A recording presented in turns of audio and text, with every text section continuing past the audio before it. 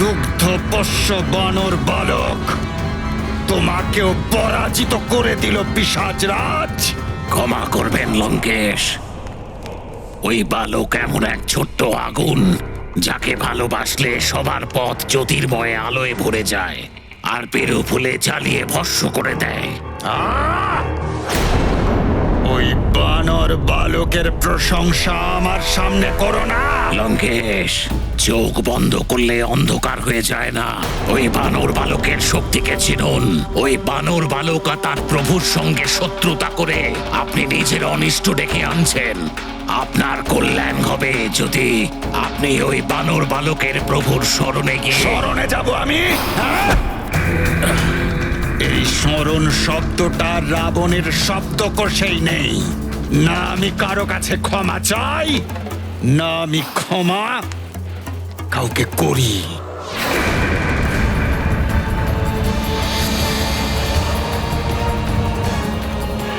লঙ্কেশ, আমি পিশাচরাজ।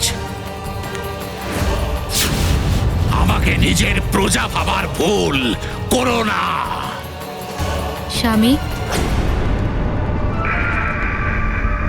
এটা কি করছেন আপনি?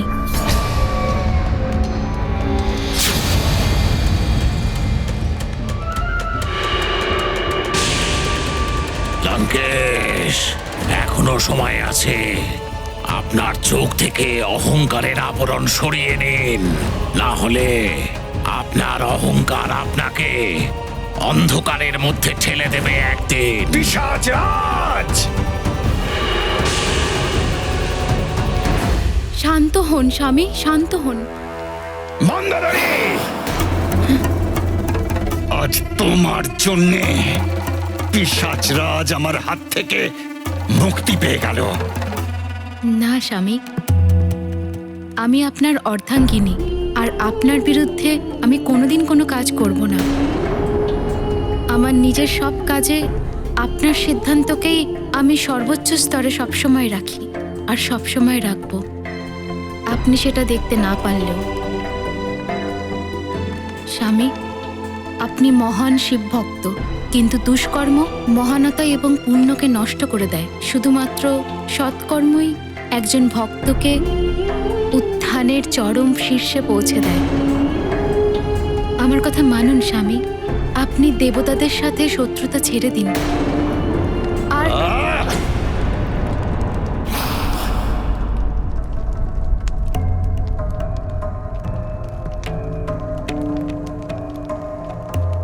মন্দ বুদ্ধি স্ত্রী।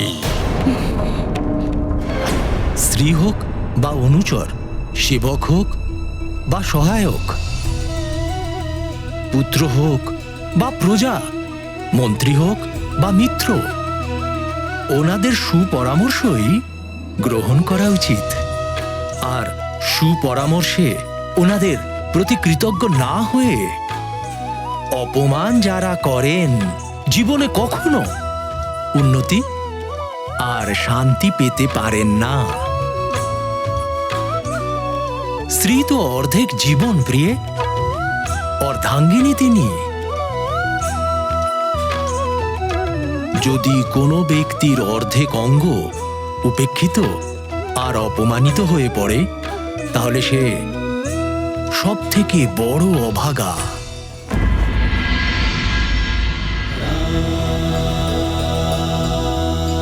হনুমান, তোমাকেই তো সর্বদা আমার জীবনদীপ জ্যোতিকে অন্ধকার থেকে বাঁচাতে হবে।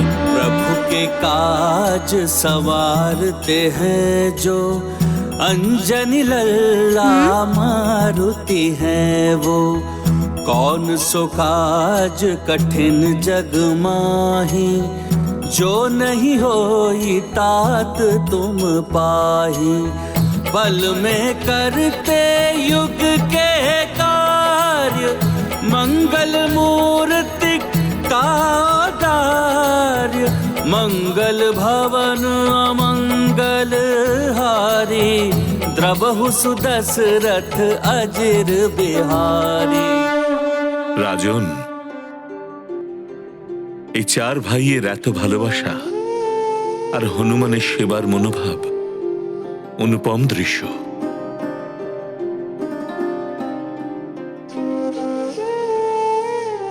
মনে হচ্ছে আপনি 4 পুত্রের পিতা নন, 5 পুত্রের পিতা। উচিত কথাই বলেছেন গুরুদেব।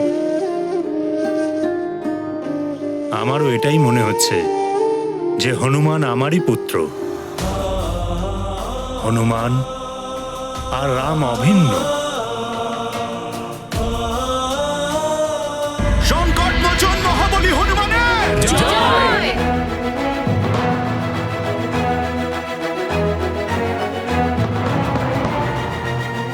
প্রণাম মহারাজ।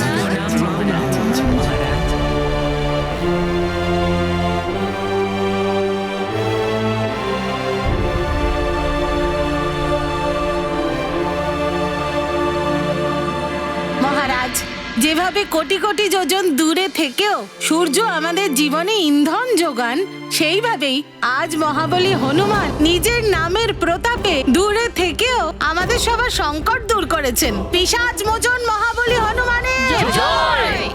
এমন প্রতাপশালী যুবরাজকে পেয়ে সুমেরুবাসীরা ধন্য হয়েছে মহারাজ। সুমেরুর লোকেরা ওনাকে ছাড়া খুবই কষ্টে রয়েছে। মহারাজ, মিত্র হনুমান বিনা আমাদের খেলা বন্ধ হয়ে গেছে। মহারাজ, মিত্র হনুমান যেখানেই থাকুক অন্তত একদিনের জন্য ওকে এখানে নিয়ে আসুন। হ্যাঁ মহারাজ, আর আমাদের ওর সাথে দেখা করতে খুব ইচ্ছা হচ্ছে। ওনাকে ফিরিয়ে আনুন, ওকে ফিরিয়ে আনুন।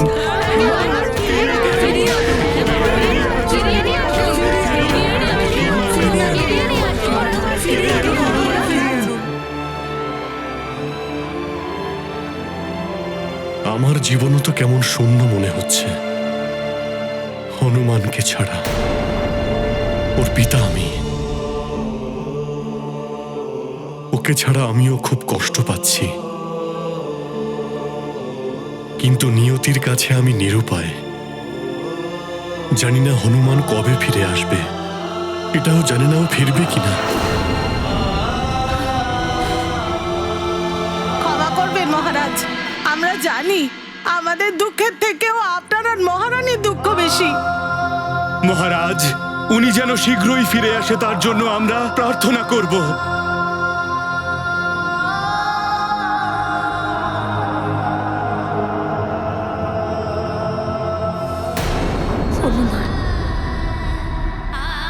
আমার মানে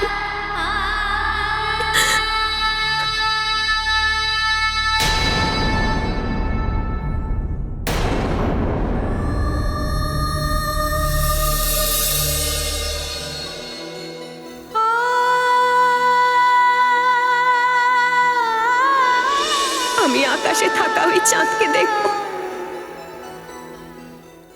হ্যাঁ মা, আমিও চন্দ্রদেবকে দেখে তোমাকে সর্বদা স্মরণ করব মা।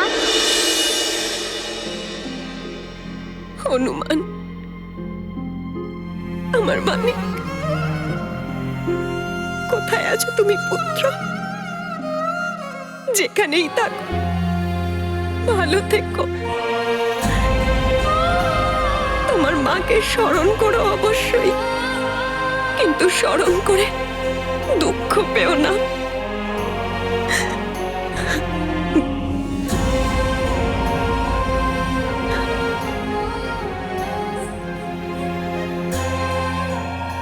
হে চন্দ্রদেব, আপনিই হলেন একমাত্র যাকে দর্শন আমি আর আমার পুত্র দূরে থেকেও একসাথে করতে পারি। জানি না আমার পুত্র কোথায় আছে। ও যেখানেই থাকুক যেন ভালো থাকে প্রভু। আমার এই সংবাদ আমার পুত্রের কাছে পৌঁছে দিন প্রভু। জানি না ও কেমন আছে, আমার কথা কি ওর মনে পড়ে একবারও?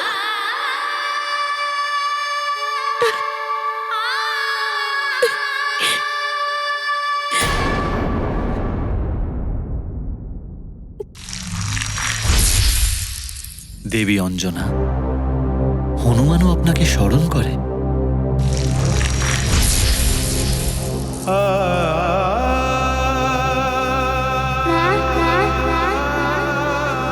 মা, তুমি একদম কষ্ট পেও না, আমি এখানে একদম ভালো আছি। নিরুতির যজ্ঞ সম্পূর্ণ হয়ে গেছে আর আমার প্রভুর কালকে রাজ্যাভিষেক। মা, তুমি যদি এখানে থাকতে তাহলে খুব আনন্দ হতো, কিন্তু এখানে মাতা কৌশল্যা, মাতা কইকেয়ী, মাতা সুমিত্রা একদম তোমারই মতো আমায় খুব ভালোবাসে মা। কিন্তু অনেক দিন হয়ে গেছে তোমার হাতে লাড্ডু খেতে পাইনি মা।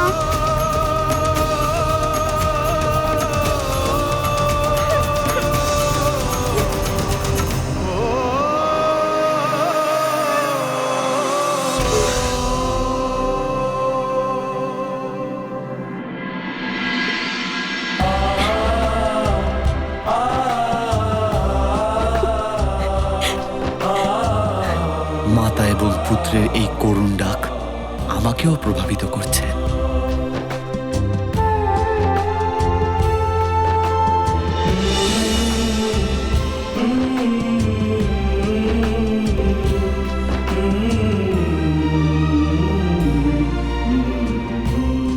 মা, মা, আমি তোমাকে চন্দ্রদেবের মধ্যে দেখতে পাচ্ছি। মা, তুমি একদম কষ্ট পেও না, আমি এখানে খুব ভালো আছি।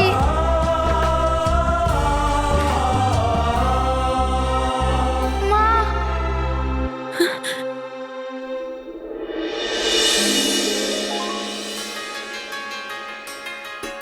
হনুমান, আমার মানিক।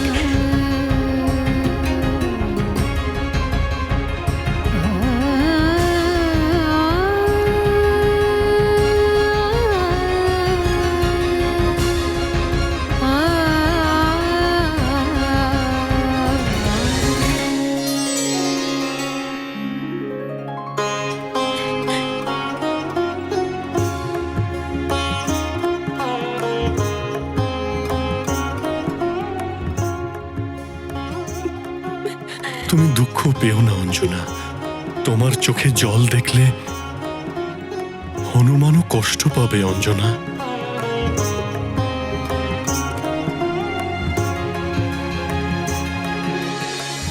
চন্দ্রদেবের কাছে এটা প্রার্থনা করো যে আমাদের পুত্র হনুমান যেখানেই থাক, ও যেন ভালো থাকে।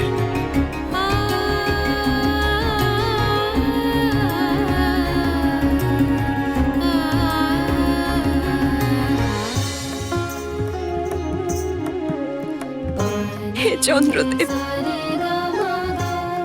আমাদের পুত্র যেখানেই থাকুক, ও যেন ভালো থাকে।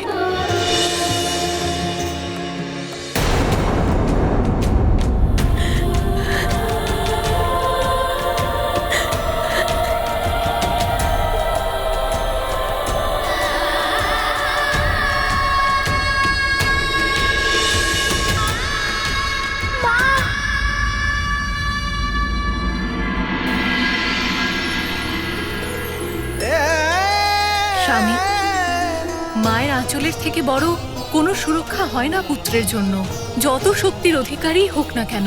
আসলে তো ও একজন শিশু।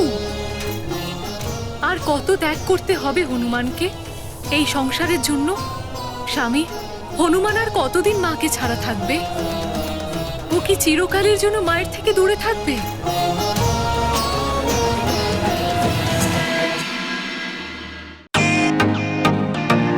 ওয়েলকাম টু বিটেন ওয়ার্ল্ড।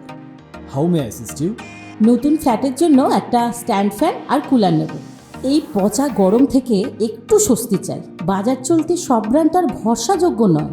তার জন্য তো আমাদের ফ্যান আছে, all purpose bullet table fan, ceiling fan. আমাদের সিলিং ফ্যান কিন্তু 30 মাসের ওয়ারেন্টি সহ পাওয়া যায়।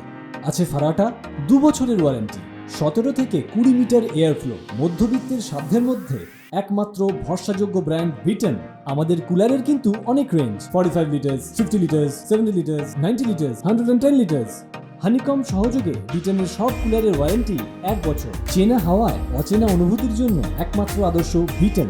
গরমে স্বস্তি পেতে বিটেনের ফ্যান হোক বা কুলার, আজই আনুন বাড়িতে। Beaten, digitally years.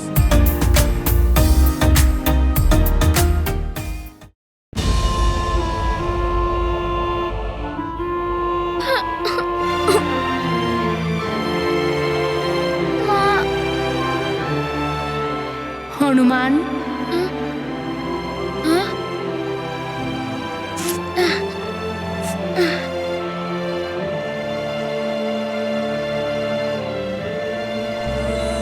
প্রভু, প্রভু, আপনার এখানে আসা কি দরকার ছিল? আপনি আমাকে বললে পরেই আমি ঠিক চলে যেতাম। তোমার কষ্ট লোকাচ্ছে হনুমান? ওই দেখো হনুমান,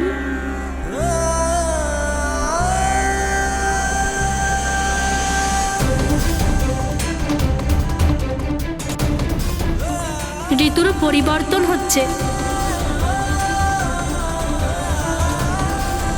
হ্যাঁ প্রভু, শীত ঋতু সমাপ্ত হচ্ছে আর বসন্তকে স্বাগত জানানোর জন্য প্রকৃতি নিজের রূপে সেজে উঠছে। অর্থাৎ প্রকৃতির চলে যাওয়া শীত ঋতুর প্রতি দুঃখ নেই, কারণ সামনের বসন্তের প্রতীক্ষা।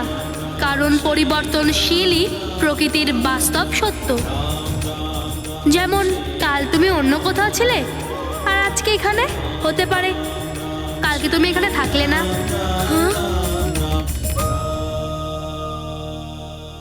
প্রভু, চলো হনুমান, আমার মায়ের হাতের বানানো লাড্ডু খাই। আমারও খুব ইচ্ছা করছে মায়ের হাতের লাড্ডু খেতে। তাহলে চলুন প্রভু, আসুন।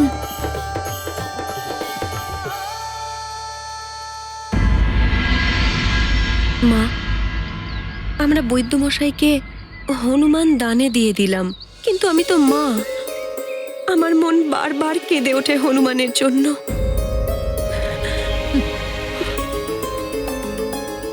আমি হনুমানকে ছাড়া থাকতে পারবো না। জানি না ও কোথায় আছে, কেমন আছে। ওকে একবার দেখার জন্য মন ছটফট করছে।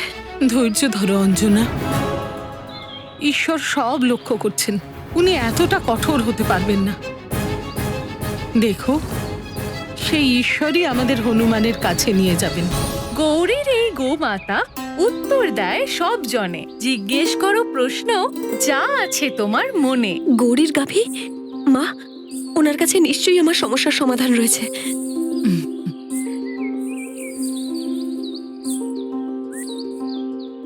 গাভীর জন্য ফল নিয়ে এসো। গৌরীর এই গোমাতা উত্তর দেয় সব জনে। জিজ্ঞেস করো প্রশ্ন, যা আছে তোমার মনে।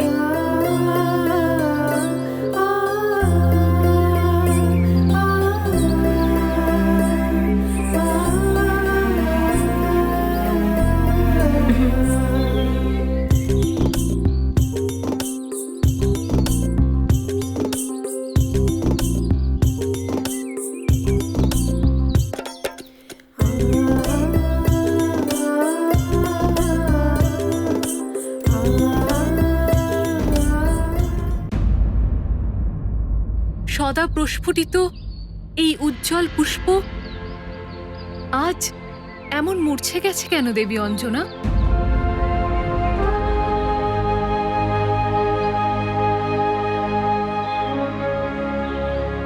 যে সূর্যকে দেখে এই পুষ্প ফোটে, সেই সূর্য কোথাও লুকিয়ে পড়েছে বোন। কেউ আমাকে একবার ওর সাথে দেখা করা, আমার হনুমানের সাথে আমায় দেখা করা। আমার পুত্রের সাথে দেখা করার জন্য আমি সবকিছু করতে প্রস্তুত। মহাদেব যদি চান তাহলে নিরাশারও সমস্ত মেঘ কেটে যায় আর আশার সূর্য উজ্জ্বল হয়ে ওঠে। সত্যি?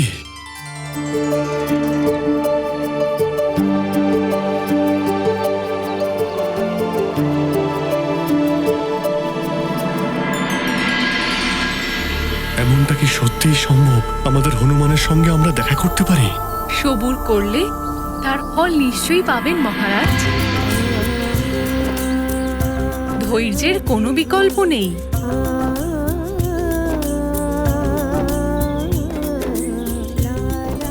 ভোলানাথের প্রার্থনা করুন, উনি আপনার সমস্ত বাধা দূর করবেন।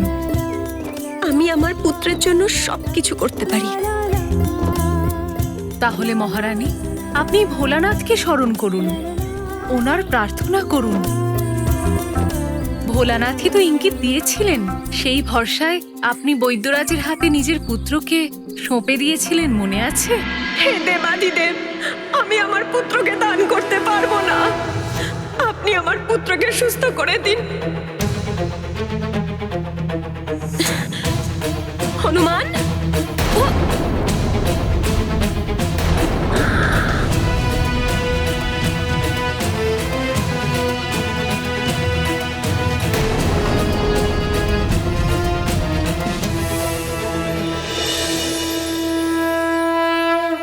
কিন্তু যদি আমি হনুমানকে পাওয়ার জন্য প্রার্থনা করি, তাহলে বৈদ্যমশাইকে দেওয়া প্রতিশ্রুতি ভেঙে যাবে। উনি শুল্কের রূপে চেয়েছিলেন হনুমানকে দানে। তাতে কি হয়েছে? আপনি একজন মা, আর একজন মায়ের সাথে নিজের পুত্রের সঙ্গে দেখা করার অধিকার কেউ কেড়ে নিতে পারে না। আপনি সম্পূর্ণ শ্রদ্ধার সাথে ভগবান সোমেশ্বরের প্রার্থনা করুন, নিজের পুত্রের সঙ্গে দেখা করার জন্য প্রার্থনা করুন।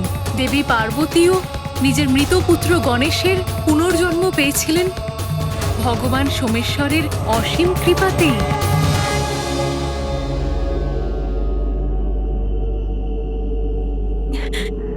ধন্যবাদ বোন, আপনি আমার হৃদয়ে আশার আলো জাগিয়েছেন। চলুন স্বামী।